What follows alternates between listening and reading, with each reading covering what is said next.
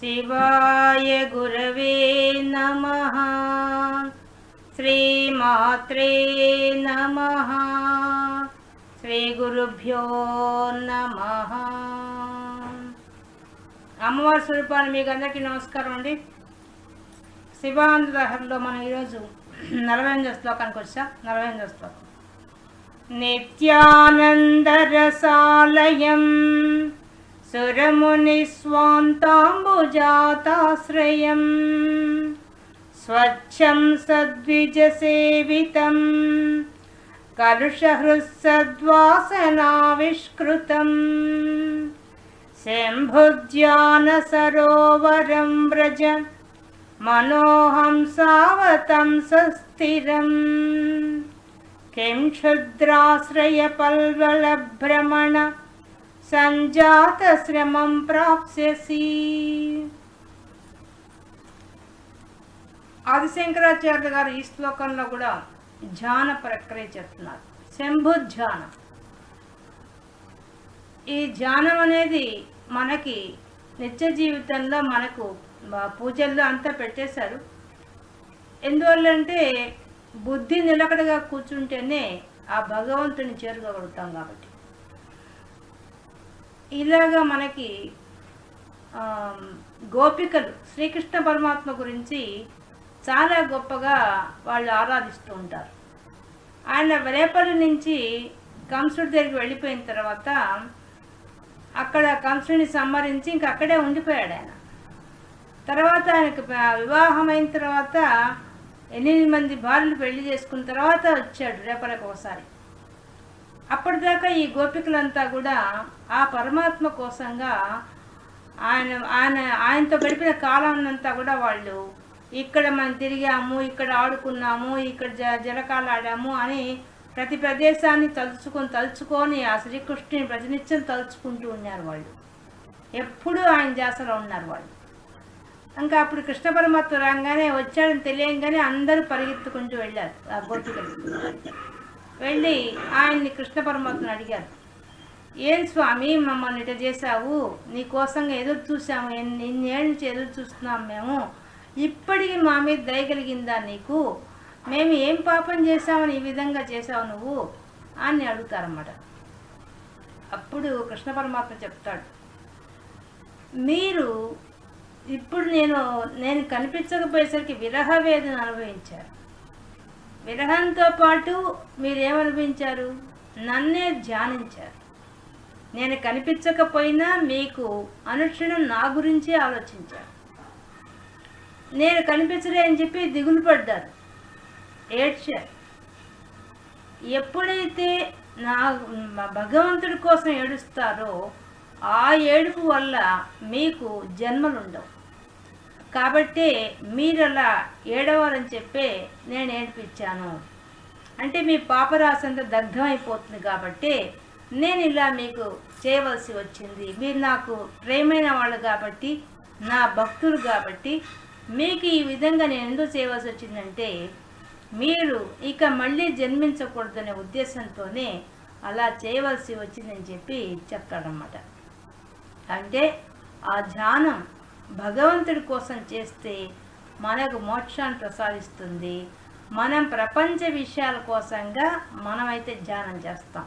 మన పిల్లల గురించి, మన సంసారం గురించి, మన ఆస్తిపాస్తుల గురించి, మనకు వచ్చే ఆదాయ వ్యయాల గురించి వాటినంత ప్రేమించినంత ఇదిగా వాటిని వదిలిపెట్టి ఉండలేమనిపిస్తుంది. కానీ భగవంతుడిని వదిలిపెట్టి ఉండలేమనే మాట మనకి రాదు. అలాంటి స్థితిలో ఉన్న వాళ్ళు గోపికలు ఆయన వదిలిపెట్టి ఉండలేము అనే దాంతో ఉండిపోయారు. అందుకనే వాళ్ళకి మోక్షం రావడం కోసంగా అలా ఏర్పాటు చేశాడు.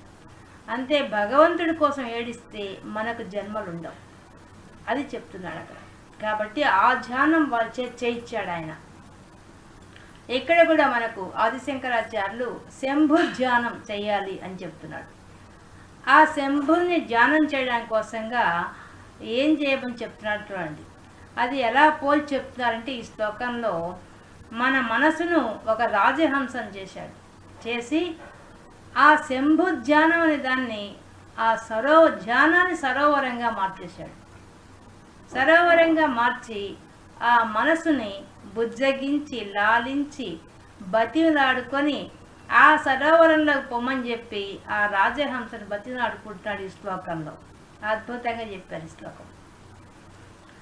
మనోహంసావతంస, ఓ నా మనస్సు అనే ఒక రాజహంస, నీకు నేను మంచి సరోవరం చూపిస్తాను. రాజహంసకేం కావాలి? మంచి సరోవరం కావాలి. సరోవరంలో ఎలా ఉంటుంది? స్వచ్ఛమైన నీళ్లు ఉంటాయి, పద్మాలు ఉంటాయి, మళ్ళీ వాటికి కావాల్సిన తినడానికి నాచు అవన్నీ ఉంటాయి, ఇంకా వాటి తోటి పక్షులన్నీ ఉంటాయి.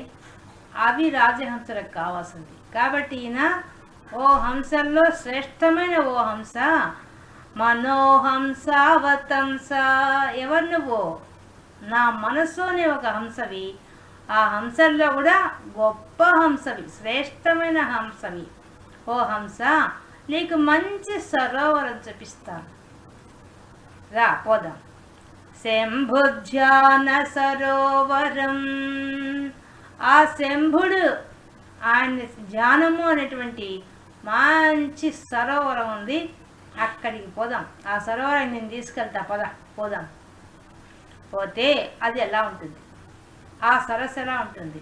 మామూలు సరస్సులో అయితే స్వచ్ఛమైన నీళ్లు బాగా ఉంటాయి. ఆ నీరు చాలా మురికి లేకుండా నిర్మలంగా ఉంటుంది. అటువంటి నీరుందట ఆ యొక్క శంభుధ్యానం అనే సరోవరంలో. ఎటువంటిది అది? నిత్యానంద రసాలయం, రసాలయం, మంచి నీరుంది. ఆ మంచి నీరు ఎందుట? నిత్యానంద. మనసు అనే రాజా హంసకేం కావాలి? ఆనందం కావాలి మనసుకి. కాబట్టి అది ఎప్పుడూ ఉంటుంది. ఈ రోజు నుండి రేపు ఉండకుండా పోయేది ఏముంటుంది? నిత్యానందం, ఎప్పటికీ ఆనందం ఉండిపోతుంది. అటువంటి సరోవరం, దాంట్లో ఉండే నీరు ఏంటంటే ఎప్పుడు ఆనందంగా ఉండే నీరుంది. పోదాం. ఓ హంస, హంసల్లో శ్రేష్టమైన హంస, నా మనస్సునే హంస, దయచేసి నువ్వు ఆ శంభుధ్యానం అనే సరోవరానికి పోదాం పదా. అక్కడ నీళ్లు చాలా బాగున్నాయి. అవి ఎటువంటివి? ఎప్పటికీ ఆనందంగా ఉండేటువంటి ఆ నీరు. స్వరముని స్వాంతాంబుజాతాశ్రయం, అక్కడ నీలాంటి పక్షులు ఎన్నో ఉన్నాయి. అదేగా పద్మాలు బాగా ఉన్నాయి, వికసించి ఉన్నాయి ఆ పద్మాలు. ఏం పద్మాలు ఉన్నాయి అక్కడ? సురా, దేవతలు, మునులు, వాళ్ళ యొక్క స్వాంతాంబు అంటే పద్మములు, వాళ్ళ మనసులు అనే పద్మాలు అవి ఉన్నాయి. జాతాశ్రయం, అవి ఆశ్రయించి ఉన్నాయి ఆ సరోవరాన్ని. ఆ సరోవరాన్ని దేవతల యొక్క మనస్సు అనే పద్మాలు, మునుల యొక్క హృదయం అనే పద్మాలు వికసించి ఆ యొక్క సరస్సులో ఉన్నాయి. కాబట్టి ఎంతో గొప్ప ఉన్నాయి పద్మాలు అక్కడ. హాయిగా ఉంటుంది అక్కడ. కాబట్టి ఆ సరోవరం పోదాం. స్వచ్ఛం, ఆ నీరు నిర్మలంగా ఉంది. దాంట్లో ఉండే నీరు చాలా స్వచ్ఛమైంది. అంటే ఆ శివుడి మీద ధ్యానం చేస్తే మనసు ఏమైపోతుంది? నిర్మలమైపోతుంది. సద్విజ సేవితం, ఇంకా అక్కడ ఏముంది? అనేక పక్షులు ఉన్నాయి. నీకంటే ముందే పక్షులన్నీ చేరున్నాయి ఆ సరోవరంలో. అవేంటవి? సద్విజ సేవితం, సత్ గొప్పమైనటువంటి మంచి గుణములు కలిగిన ద్విజం. ద్విజులు అంటే ద్విజ అంటే పక్షులు అని అర్థం. ఇంకో అర్థం ఉపనయన సంస్కారం చేయబడినటువంటి బ్రాహ్మణులు, వాళ్ళు బాగా చదువుకున్న వాళ్ళు, విద్యావంతులు, వేదాన్ని చదువుకున్న వాళ్ళు. అటువంటి వాళ్ళ వల్ల సేవించబడుతోంది. కాబట్టి ఓ మనసా, నీకు అక్కడ మంచి నీలాంటి పక్షులు దండిగా ఉన్నాయి. ఏం పక్షులు అవి? ఆ శంభుధ్యాన సరోవరం చాలా పక్షులు ఉన్నాయి. ఏం పక్షులు అవి? అవన్నీ కూడా రకరకాల పక్షులు. అవేంటి? దేవతలు, మునులు, వాళ్ళ యొక్క హృదయం అనే పద్మాలు ఉన్నాయి. మళ్ళీ అనేక పక్షులు ఉన్నాయి. ఆ పక్షులు ఏమంటే వేదాలు చదువుకున్న పండిత సమూహం అంతా కూడా అక్కడ ఉంది. ఇంకా కలుషహృత్సద్వాసనావిష్కృతం, కలుషహృత్ దాంట్లో ఉండే నీళ్ళు మాలిన్యం లేదు, మురికి లేదు, బురద ఉంటుంది అడుగున, కానీ పైన మాత్రం అస్సలు మాలిన్యం లేదు. కాబట్టి కలుషహృత్ అది సరోవరం. మన మనసుకైతే కలుషహృత్ పాపం లేదు. ఇక శంభుధ్యానం చేస్తే ఇంక పాపం ఎక్కడి నుంచి వస్తుంది? చేసేదానికి అవకాశమే లేదు. కాబట్టి కలుషహృత్ సద్వాసనావిష్కృతం, మంచి వాసన కూడా ఆవిష్కృతం అవుతుంది. ఏందా వాసన? శంభుధ్యానం చేస్తే ఏమవుతుంది? మనిషికి సంస్కారం వస్తుంది. ఎలా ఉండాలి, సాటి మనుషుల్ని ఎలా గౌరవించాలి, ఎలా ఉండాలని ఒక సంస్కారము, గొప్ప సంస్కారం వచ్చేస్తుంది. కాబట్టి సద్వాసనావిష్కృతం శంభుధ్యాన సరోవరం వ్రజ. కాబట్టి ఆ సరోవరాన్ని పొందు. ఆ శంభుధ్యానం అనే సరోవరాన్ని, ఇంత గొప్పదైన సరోవరాన్ని వ్రజ పొందు. స్థిరం ఎప్పటికీ అక్కడే ఉండు. ఆ సరోవరంలో ఎప్పటికీ ఉండిపో. మళ్ళీ వస్తాను బయటికి అనబాక, అక్కడే ఉండు. శంభుధ్యాన సరోవరం వ్రజ. కాబట్టి ఆ శంభుడు ధ్యానము అనే ఒక సరోవరానికి వ్రజ పొందు. స్థిరంగా ఉండు. పోయి కొంతసేపు ఉండి వచ్చేస్తానులే అనుకోబాక, ఎప్పటికీ అక్కడే ఉండిపో. కిం క్షుద్రాశ్రయ పల్వల భ్రమణ. కిం క్షుద్రాశ్రయ, అనవసరంగా క్షుద్రమైనటువంటి అంటే చిన్న చిన్న నీటి గుంటల్లో పోయి చేద్దాం అనబాక. ఎంత పెద్ద సరోవరం ఉంటే నువ్వు చిన్న చిన్న అల్పమైన వాటి కోసంగా పరిగెత్తబాక అని చెప్తున్నాడు. అంటే మనసుకేం చెప్తున్నాడు? మనసుకైతే ప్రపంచ విషయాల దగ్గర నుంచి పల్వల భ్రమణం తిరగవద్దు, ప్రపంచ విషయాల వైపు తిరగవద్దు, పరమాత్మ వైపే తిరుగు అని చెప్పి మనసుకు చెప్తున్నాడు. హంసకైతే ఆ యొక్క చిన్న చిన్న నీటి గుంటలు తిరిగి వెళ్ళొద్దు, ఈ పెద్ద సరోవరాన్ని వదిలిపెట్టవద్దు అని చెప్తున్నాడు. సంజాత శ్రమం ప్రాప్స్యసి. తిరిగామనుకో అలాగా సంజాత పుడుతుంది. ఏం పుడుతుంది? ప్రాప్స్యసి, శ్రమం ప్రాప్స్యసి. అనవసరంగా శ్రమ, ఆయాసం మిగిలిపోతుంది తప్ప ఏం ఉపయోగం లేదు. ప్రాప్స్యసి పొందుతావు. కాబట్టి ఓ మనస, ఓ హంస అనే ఒక